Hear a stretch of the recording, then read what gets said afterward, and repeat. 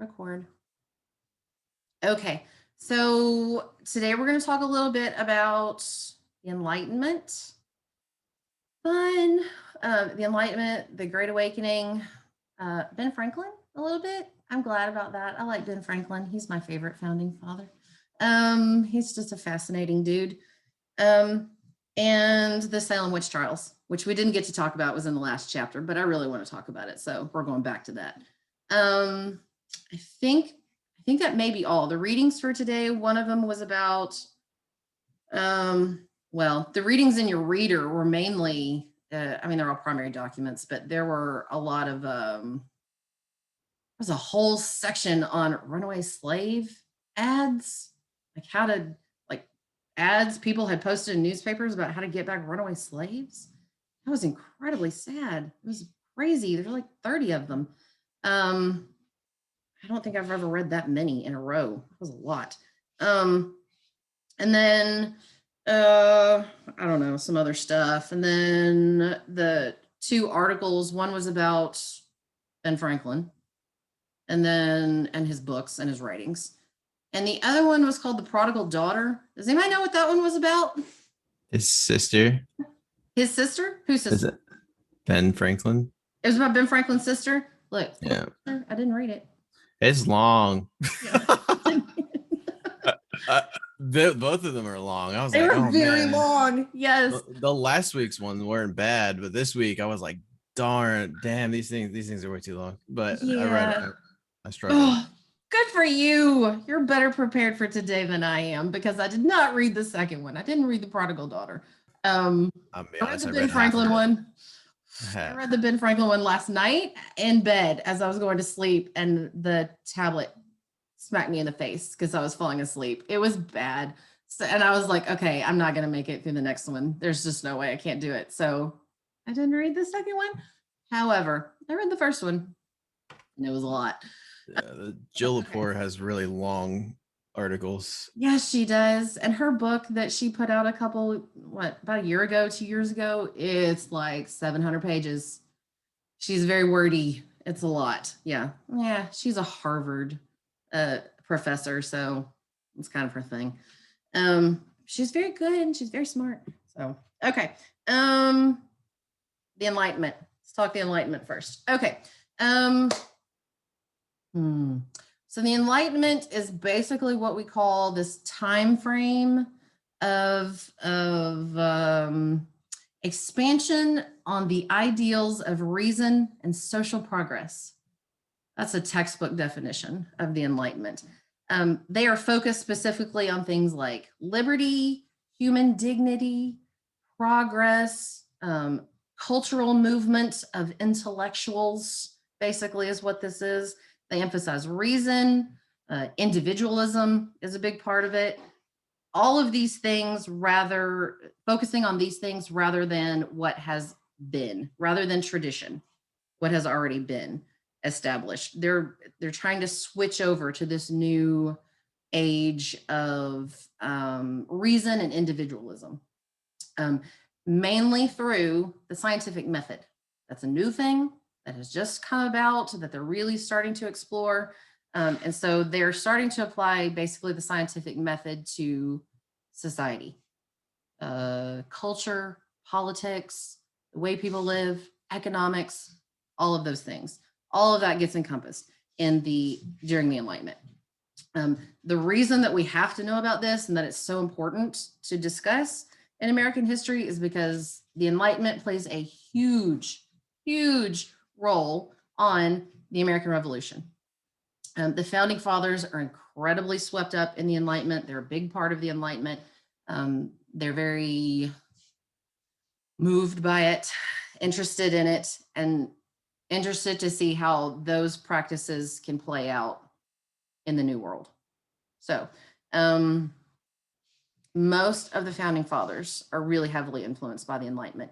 And you can see it, clearly see examples of Enlightenment, what is the word I'm trying to say? Enlightenment influence in the writings of all of our founding fathers, specifically the Declaration of Independence, the Bill of Rights, the what are they called? The Articles of Confederation, all of those things. Anything Ben Franklin writes for about 20 years is specifically influenced by the Enlightenment. And you can see it very clearly in his writings.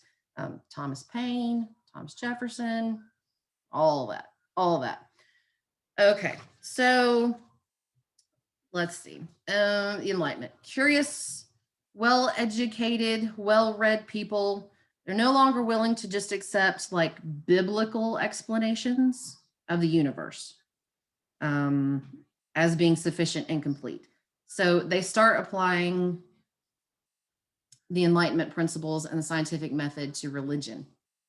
For example, you probably know Kant, Immanuel Kant, the 18th century German philosopher, the dare to know, have the courage to use your own understanding. That's a quote by Kant. Very Enlightenment, very like question everything, don't accept tradition as absolute fact. There's probably something else out there. Maybe. Okay. It's sometimes called the Age of Reason because we're trying to reason things out. And it triggers the scientific revolution, which we end up with people like Copernicus and Kepler and Isaac Newton teaching us how to use scientific knowledge to explain really big ideas. The founding of the universe, how gravity works, how the planets move, that we revolve around the sun and not around, the sun doesn't revolve around us, and all those sorts of things. All of that comes about out of the Enlightenment, the Age of Reason, and scientific revolution. All part of the whole big shebang. Okay. The other thing is they start applying it to religion. So we get this form of, it's basically a form of Protestantism. There's a belief in God. There's a belief in a maker, that God is the ultimate maker. However, there's a lot of questioning of traditional biblical views that come out of deism. Yeah, so new form of religion. It takes the scientific revolution, the scientific theory to its fullest conclusion. They basically claim that God creates the world and he designed natural laws to govern the world. That being said, in deism, God is not a part of your everyday decision making. He is not concerned about your specific everyday life. If you are walking to school and fall and break your leg, God didn't do that. God is too busy doing way bigger things, basically, is what deism believes. The best analogy that I have found so far is that to explain God and natural laws is basically that in deism, God is the clockmaker and he winds the clock and then he leaves. And then the clock runs on its own. And what happens is just what happens, basically. It runs because he made it to work in a certain way. He's not going to come back and move a number or, wind it again or whatever. That's essentially what deism is and how they think of God and the natural laws of the world, essentially. God basically made the world, put it in motion, and then is very hands off. So the thing is, the reason that we care about this at all is because most of our founding fathers are deists. They believe that there is a God. They just don't believe that he is involved in our everyday, day-to-day decision-making in lives. So when there are specific references to God in most of our founding documents, the Constitution, the Declaration of Independence, all of them mention God for the most part. And yes, that's because they did believe in God. They weren't quote unquote Christian. They weren't traditionally Christian the way that most people believe in Christianity. They were deist. So yes, they believed in God. I hate saying this, and I always, my mom yells at me for saying this actually. But it's true. We weren't originally founded as a Christian nation. We're more founded as a nation of there is a God. They just weren't dead set on the traditional religious Christian belief that most Christians hold today. So it's a little different. It's a different version of what people might think of as Christianity today. I don't know. I get that a lot. I argue a lot with my family about this because they come back to that a lot. We're founded as a Christian nation. We're founded as a nation who believed in a God, but maybe not the God that we believe in now, or that most Christians believe in now. I don't know. It's slightly different. Okay. But he's there. He's mentioned. God is in there. So however you want to view that. Okay. Let's talk a little bit about Ben Franklin, because in my opinion, Ben Franklin is one of the best examples of the Enlightenment period. He fully believes in the social good. What's good for the most people is better than what's good for just a few people, is basically his opinion here. Which leads him to develop, he's a smart man, a really, really smart dude. I think the article says that, yes, he's incredibly smart and he's got a really sharp wit, but he also had like a really juvenile sense of humor, I think. So he made a lot of fart jokes, actually. I told you, did I tell you guys this, that I have that whole book about his essays about how great it is to fart? I don't know. Anyway, so he had a very juvenile sense of humor, but an incredibly smart man. So, you know, you got to take the good with the bad. So, okay, it leads him to develop all these new inventions. And I think what most people know about Benjamin Franklin is that he invented bifocals, right? I think that's maybe you know about the kite and the key, right? Finding out about, he discovered electricity. Okay, yeah, that's the one. Yeah, it's like he didn't really discover electricity. They knew electricity existed. They knew that that's what that lightning was. He just did experiments with electricity to figure out the magnitude of it and how it worked. And like they understood that that's what that was. It wasn't like he was standing out there like getting electrocuted in a rainstorm and said, oh my gosh, this must be electricity. No, that's not what happened. I don't know if you guys have ever watched this show. I think it's Sleepy Hollow. You ever seen Sleepy Hollow? The show about the Headless Horseman. It used to be a TV show that came on. Okay. The main guy who played the Headless Horseman was like, he's pretty cute. So I started watching it just to see kind of what it was about and to see if it was ridiculous, because it's about the American Revolution.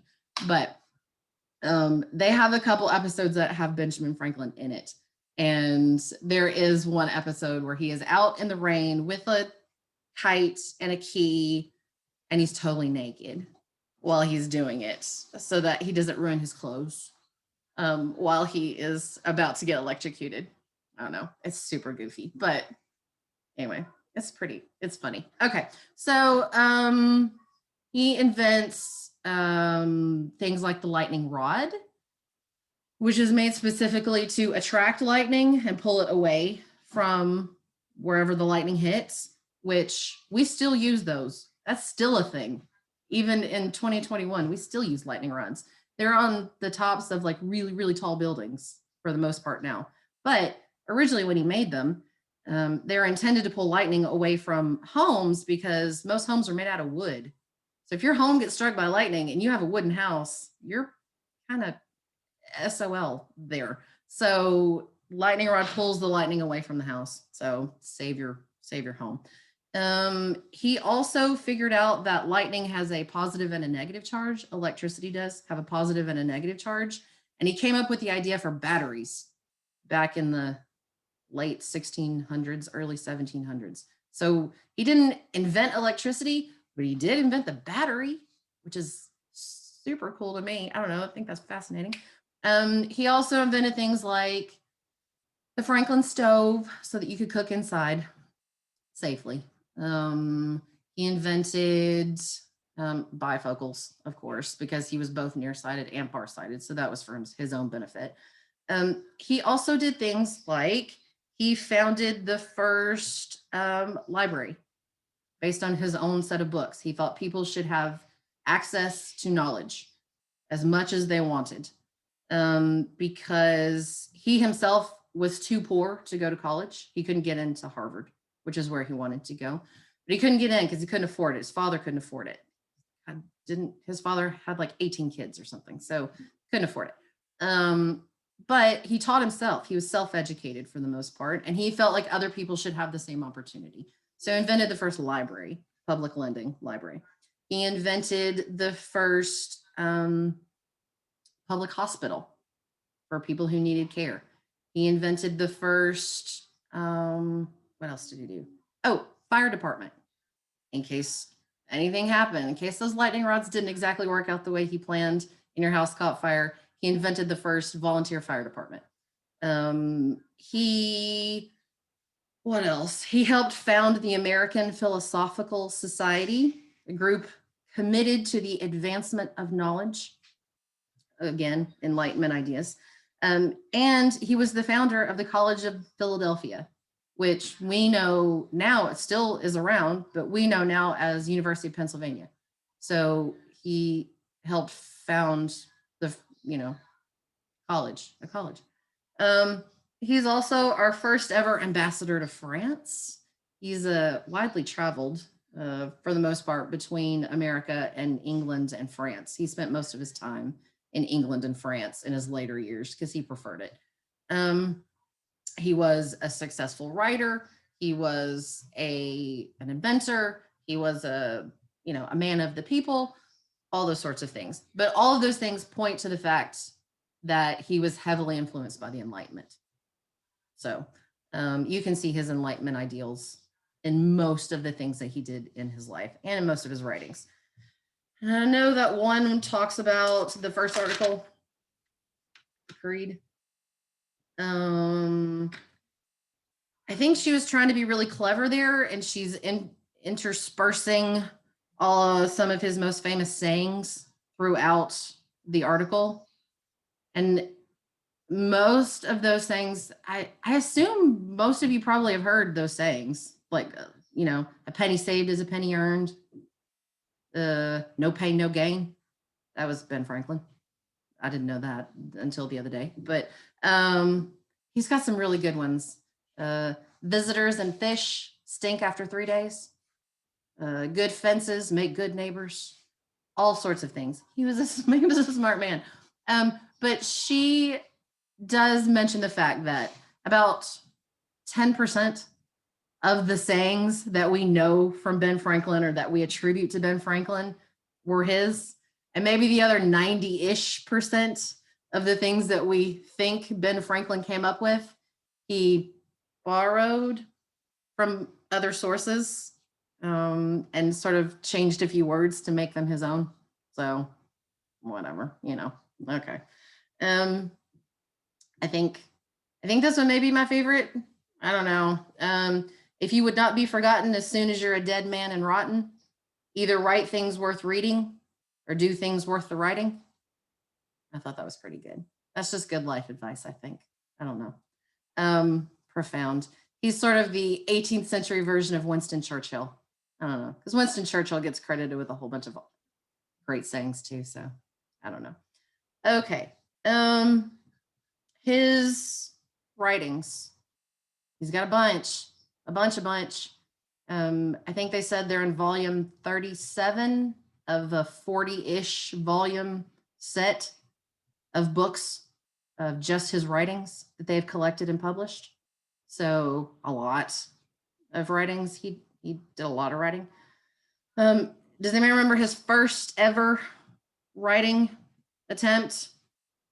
The first ever thing he got published? It becomes famous. At least in Philadelphia, it becomes famous. Or Richard's Almanac. There's that one is super famous, but there's one before that where he pretends to be somebody else. And I think his brother publishes it, right? In his print shop. His brother runs a printing press. And so his brother publishes it, not knowing that Ben Franklin had written it. Is it his autobiography? Not yet. The Way to Wealth? I'm sorry, what? Is it The Way to Wealth? Oh, it's the widow lady. Her name is Silence Dogood is her name. And he publishes about 7 or 8 articles. Okay. It kind of reminds me of, has anybody seen Bridgerton? Come on. I know you guys have seen Bridgerton. Come on. If you haven't, do it. Do it. Do it. It was really good. I enjoyed it. Okay. It kind of reminds me a little Bridgerton because in the show, you have the lady who's writing the article every week about what's going on in the town. And she's not specifically kind to most of the people that she writes about. Okay. Ben Franklin sort of does the same thing. He writes a article basically about the people in the town. And he supposedly is written by a old widow lady named Silas Dogood.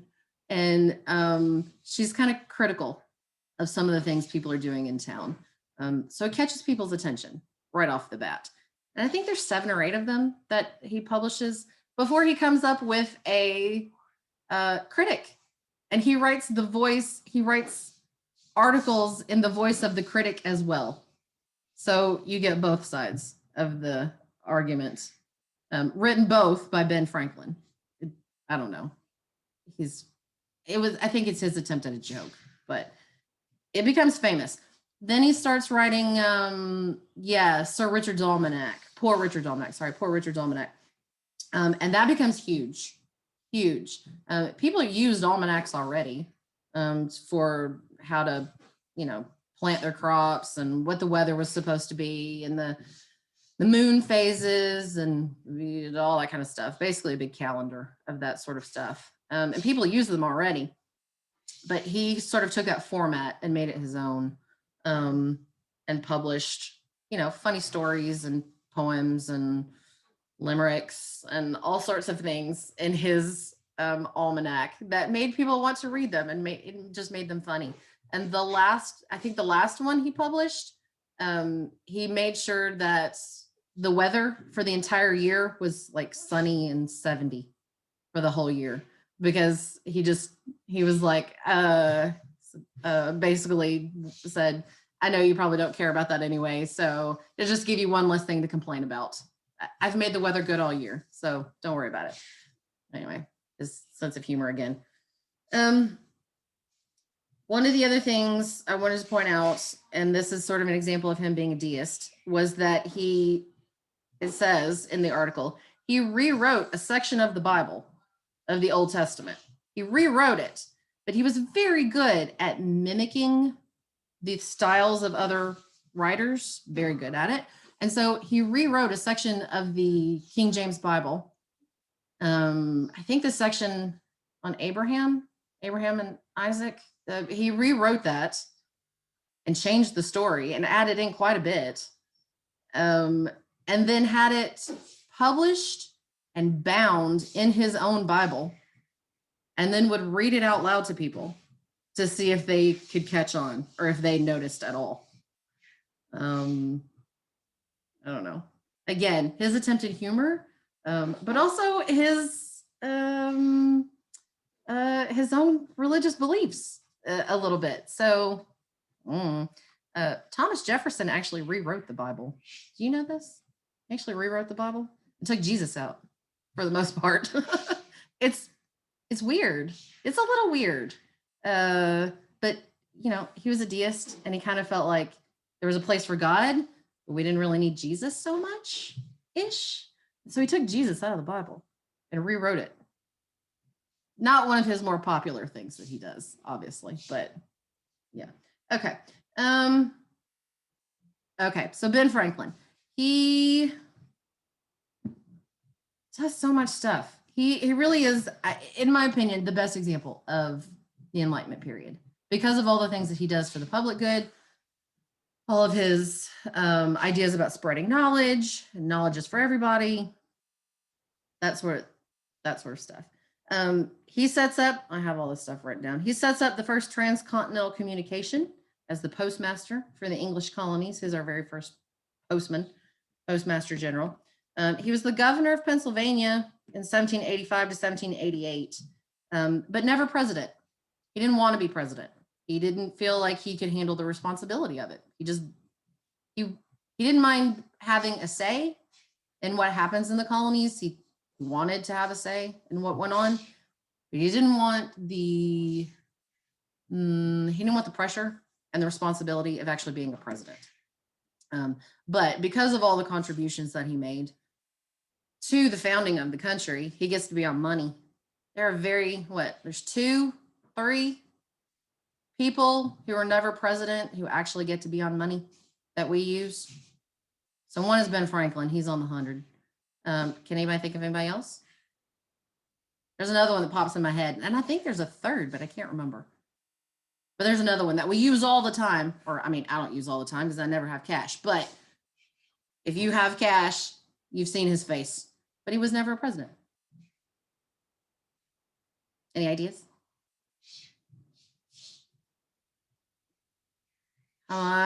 Somebody's got to know.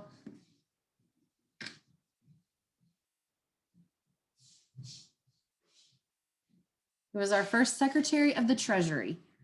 Does that help? Alexander Hamilton. Yes, thank you, Alexander Hamilton. Yes, so he got to be on money too, because he plays a very important part in the founding of our country and the establishment of our treasury system, our banking system. So he gets to be on the 10, right? He's on the 10. Yeah, I think there's one more. Is there another set of money that doesn't have it's got somebody on it that wasn't a president? Another Sacagawea money. Is there something else? I can't remember. I'm gonna have to look it up. I'll look it up. Okay. All right. Okay. That's probably enough about Ben Franklin. Okay, so let's move on. Let's talk about, we did talk about the colony of Georgia, right? And how it started as a penal colony and as sort of a utopian idea for giving debtors a new chance. That actually comes out of the Enlightenment as well. James Oglethorpe was influenced by the Enlightenment as well. So the colony of Georgia is also an example of the Enlightenment period, basically. Okay, so yeah, I have a lot of stuff about Ben Franklin. I swear I've got 5 pages about Ben Franklin. Okay, so there's a lot of changing happening in the colonies. Your book goes into some pretty good detail about how the colonists in the New World have a very distinct culture. And there's sort of a divide here because they are distinctly American. They're distinctly colonist, sorry. But they're also still English.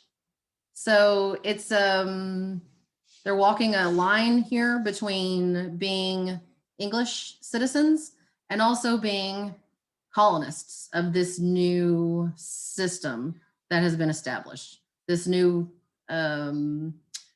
this new form, basically new form of the way a city is set up, the way a town is run, governorships, how much power they have, how much power they don't have. They still have to report to the king, but I think your book mentions the fact that in order to get news to the king and then get a response back from him takes forever. So for the most part, they just manage themselves. The governors basically just manage the town themselves. Based on British law and British principle, but it develops into something distinctly different from British British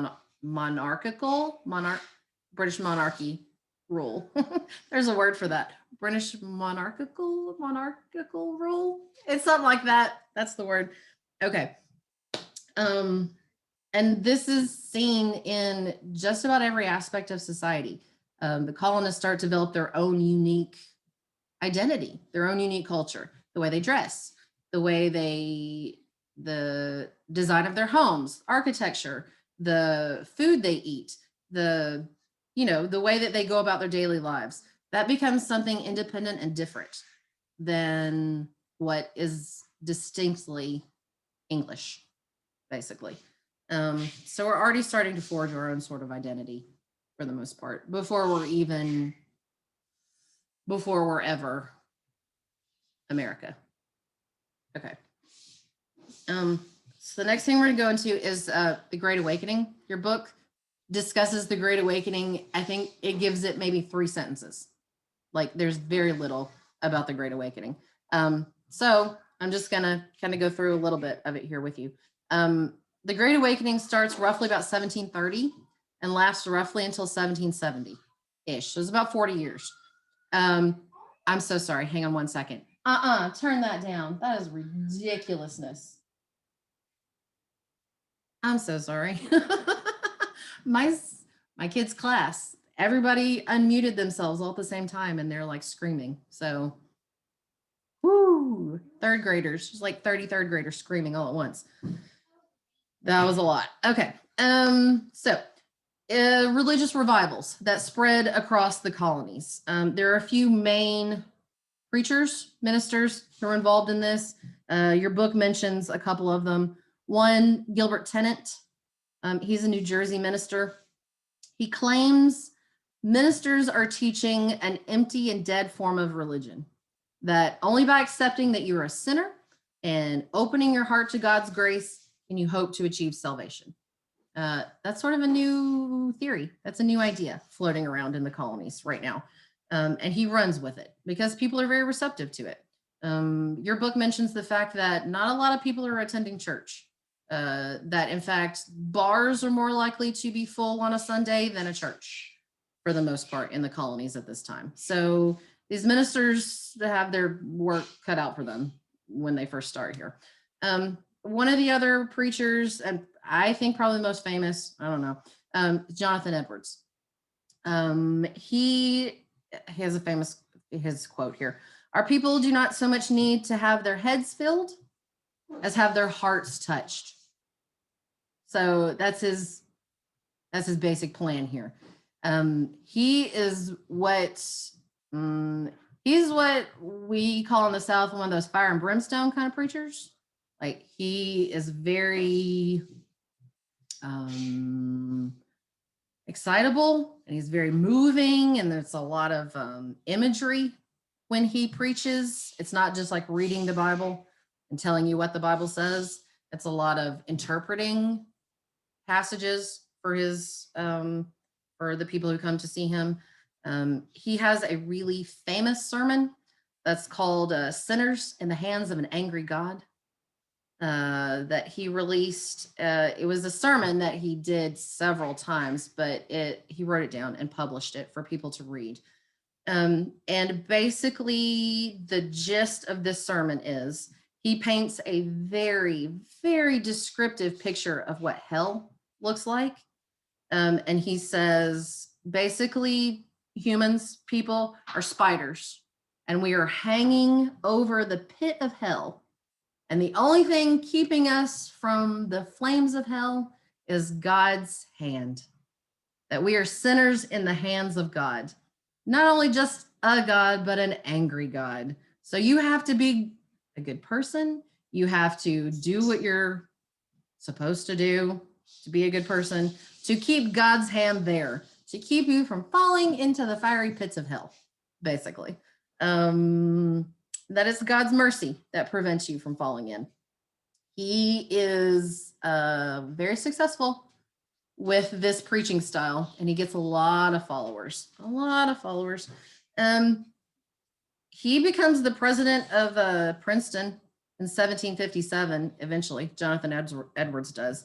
Princeton starts out, I don't know if y'all know this, Princeton started out as a college to train ministers how to preach in the style of the Great Awakening.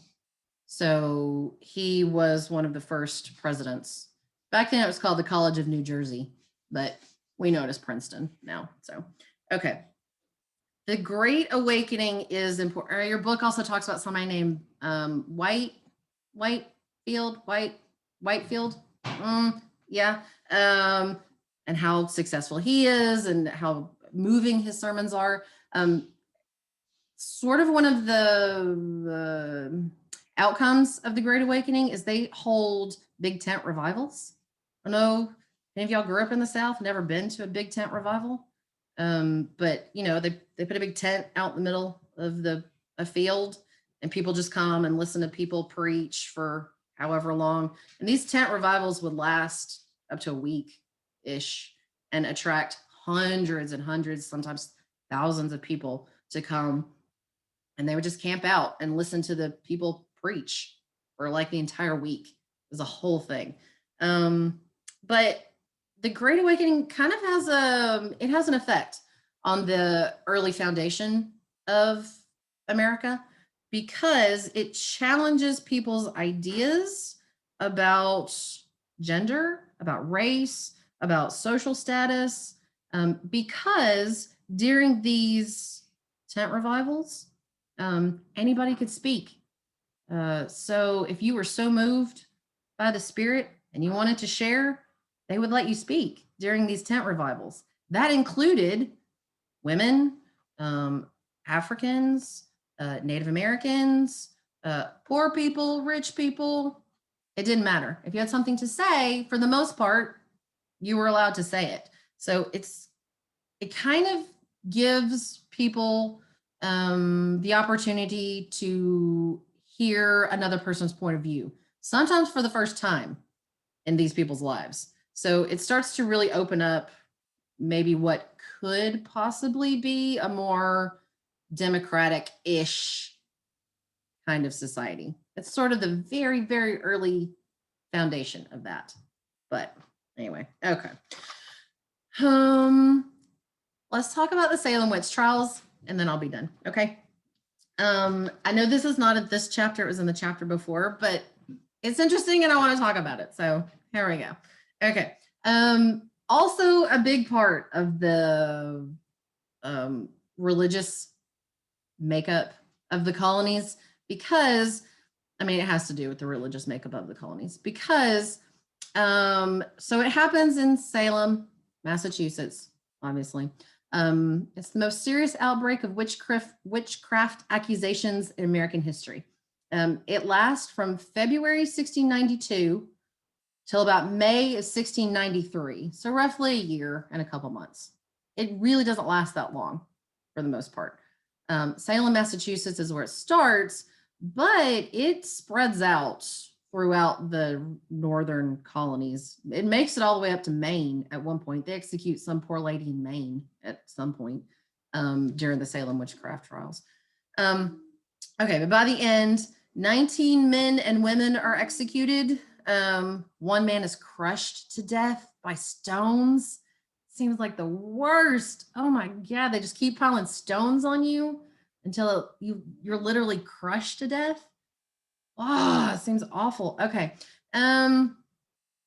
If you go on Wikipedia, it claims that 24 people were killed. But I think I've gone back and looked through all my textbooks and I only found 19. So I don't know. Wikipedia, you can't really trust Wikipedia anyway, but there you go. Okay. Puritans thought, because this happens in, Puritan country. Puritans thought they were a really attractive target for the devil because they lived so piously and such godly lives that they were a really big target for the devil. The devil wanted to bring them down and wanted to destroy their city and its religious foundation. So they think, this is a well-known practice. They thought that the devil kept a book, a record of all of his contracts, and you had to sign his book to sign a contract with the devil. So I don't know if you read in the reader it goes through and it talks, it gives examples of people that they put on trial for witchcraft. And in most of those cases, it says somebody saw somebody else sign a book, or she tried to get me to sign the book. That's what they're talking about. When you sign the devil's book, you're in league with Satan and you have signed a contract with the devil. That's basically what they're talking about here. I don't know. It's kind of like, has anybody seen Sabrina the Teenage Witch? That's the whole plot of the first season. She's got to sign the book with the, she got to make a deal with the devil. That's the whole point. She's got to sign that book. Okay. The first instance reported of witchcraft is at the home of a minister named Samuel Parris. His daughter and his cousin and her cousin, Abigail Williams and Betty Parris. Now, at the time, they're 9 and 11 years old. But he says they're acting very strangely. He tells the minister of the town that they're acting very strangely.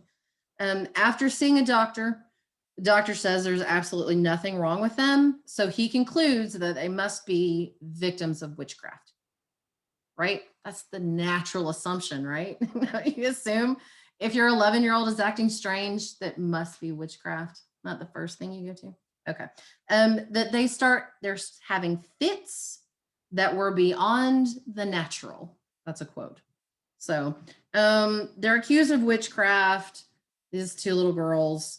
Finally, they get them to admit, they confess that there are 2 women in Salem who have talked to them about witchcraft and have tried to get them involved. One is Sarah Good. She's another lady in town. And the other is this slave woman who basically takes care of them. She's basically their maid and their nanny for the most part. Her name is Tituba, and she comes from the Caribbean islands. And she was owned by the Reverend Parris. So they blame Tituba for the witchcraft. Yeah, they also attack Sarah Good. They go after her. She's a homeless lady in their town. She usually was out begging for food. She's sort of an outcast of society, hated by the community. And so they question these little girls, like, what exactly are they trying to get you to do? What have they been saying to you? You know, and they say a bunch of nonsense stuff. They, you know, together they come up with some stuff, saying that they can make people do things. They can control people with their minds. They can inflict pain on other people through witchcraft, all kinds of stuff. They are taken over by the devil. Their bodies are taken over by the devil. They can't help it. They can't control those things. I don't know, all sorts of stuff. Okay. Eventually it spreads. This idea spreads to the rest of the town. It's just one seed, and then it begins to spread throughout the entire town of Salem. There is a pattern to the accusations. Mostly the people that they're accusing are older single women who don't really fit in with the Puritan ideal of what a woman should be. So these are usually single women who don't have children. So who cares if they're, who cares if they're hurt anyway? They're not even really contributing to society. They're not married. They don't have any babies. So whatever. They're not, they don't fit with the Puritan ideal of what a pious woman living submissively to her husband and children look like. So those, for the most part, are who are getting accused of witchcraft. At first, during the Salem witchcraft trials, you can use something called spectral evidence. Does anybody know what a specter is? You know that word, specter? Have you ever heard the word specter? Did y'all watch scary movies? Does anybody watch scary movies? Come on. I don't watch scary movies. I'm too big a wuss. I can't do it. Okay, specter means ghost, basically. So you can use spectral evidence. meaning spiritual evidence that came to you in sort of a dream or a vision. You can use that as evidence against another person in an actual trial. You don't have to have something concrete. It can just be spectral evidence. So testimony, but people, witnesses are all saying women are using magic to torture their victims. They finally they accuse some lady, Rebecca Nurse is her name. At her trial, she points out that verifying spectral evidence is literally impossible, and therefore it should not be used to convict her because she can't rebut it. She can't say, I had that dream too, and in this whatever. You can't rebut spectral evidence because there's nothing there to prove. There's nothing tangent. So eventually doubt starts to set in among some of the ministers and the people who are in charge of the Salem witch trials.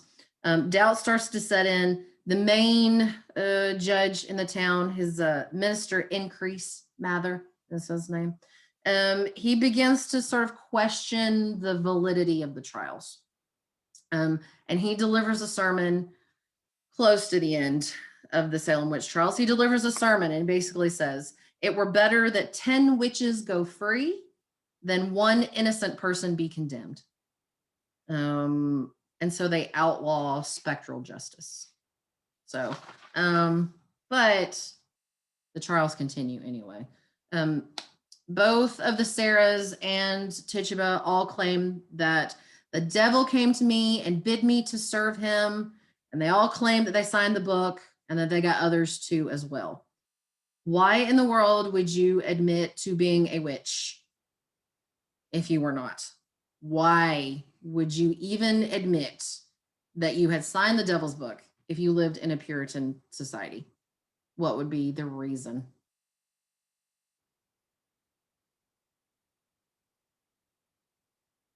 Anybody have any idea? Maybe because they were torturing him to admit it just because they didn't like him. Sometimes that's true. Sometimes they're just tortured into saying it. But there's another reason. I don't know. Another reason?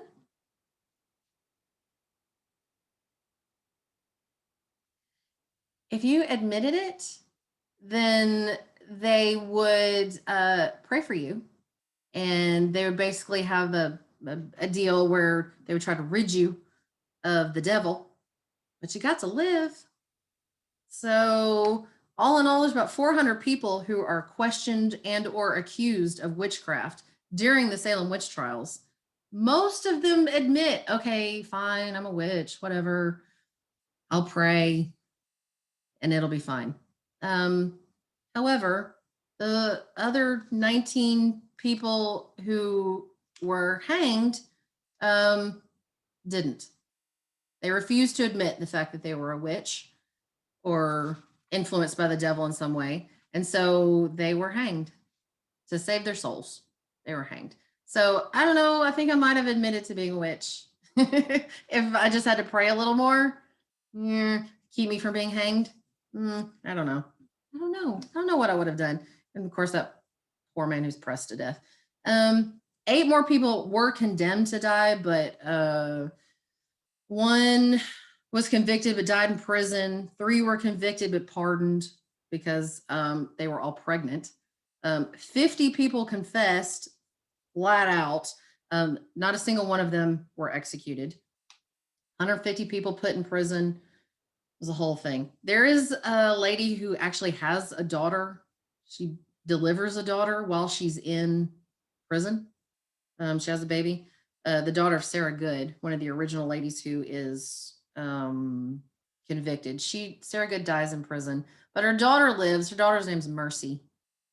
It makes me sad. Okay. So Salem witch trials. There's lots of theories about why, how people could get so wrapped up in this mob mentality. But I'll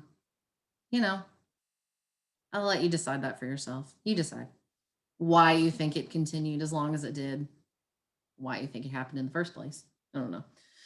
Okay, the last thing I'm going to tell you about, and then I think I'm going to be done for today, is the, we talked a little bit about this already. The immigration and the economics of the areas of the colonies. So I just want to hit them very quickly because your book focuses on that very a lot. That's what I was going to say. That doesn't make any sense. Focuses on it a lot. So let me just hit it because I did notice there's probably 10 to 15. I got at least 10, 15 questions about it on the exam. So here you go. British North America from 1700 to 1750, we go from roughly 250,000 people to more than 1 million people. And we discussed how and why that happened, right? Population increase, which your book calls natural increase, and then also immigration. And then, immigration and natural increase. That's how population goes up. Not just British people, we're talking about Scots, Irish, Welsh, Dutch, German, and of course, Africans, all being imported into the colonies.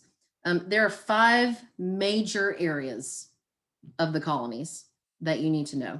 1, the New England area, Connecticut, New Hampshire, Massachusetts, Rhode Island, that area right there. This area is mostly white, mostly English, Protestant. They are fishermen by trade for the most part. Their economics rely on fishing and trade. They also build ships. And they have a very large, strong merchant class. So merchants, that's basically the economics of that area. Okay, that seriously is just the high points. Hit that. Okay, number 2 is the Mid-Atlantic area. We're talking New York, Pennsylvania, New Jersey, Delaware, those colonies. It is more ethnically diverse, those colonies, that whole area, more ethnically diverse, more religiously diverse. It is basically the centers for finance. They handle people's money there. They have thriving port cities and a very good trade system set up with Europe. Small manufacturing operations like flour, lumber, mining, metal foundries, and they depend mostly on indentured servants.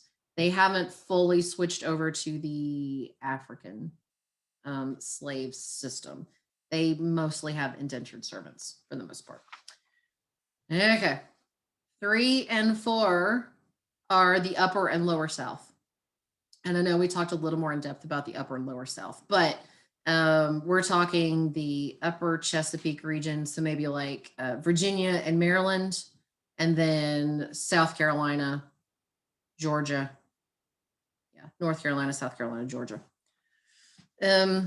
They are dependent mostly on cash crops, agriculture. That's how they make their money. And that is maintained and able to exist for the most part using slave labor, mostly slave labor. A lot of Africans who are brought over into the New World end up in the lower South for the most part because of the agriculture that sustains their economies. Okay, and then the last one, historians refer to it as the back country. The back country. By the 1700s, we are starting to push west, out of the Carolinas, out of the back part of Pennsylvania. We're headed west. There's so many people in the colonies now that we're basically running out of room. We need more area. Because let's face it, people are not going to stop coming and they're not going to stop having babies. So we need more room. We're starting to push out of the back of the colonies west. This is settled mainly by, the immigrants who are coming over and who settle here are mainly Scots-Irish. It is not as settled as the other parts of the country. So most of the other country refers to the backcountry people as savages. Not right. And there's a lot of tension with the whites and the Indians. Lots of situations happening there. And that's it. That's all 5. That's what you need to know. Okay. Does anybody have any questions? I think I have hit most everything. I tried to go through all your chapters just to make sure that I was covering most everything that's in your textbook, because I mean, that's what you're going to be tested on. So if you happen to go through your textbook and realize that there's something that we haven't covered, or there's something you have a question about, please let me know. You can also talk to Natasha in one of the SI meetings, you know, about the readings or the whatever you have questions about. She's, I'm sure, more than happy to help you with those things. Okay, does anyone have any questions? We good? Okay, I'm done for today. Bye, you guys. Have a great day.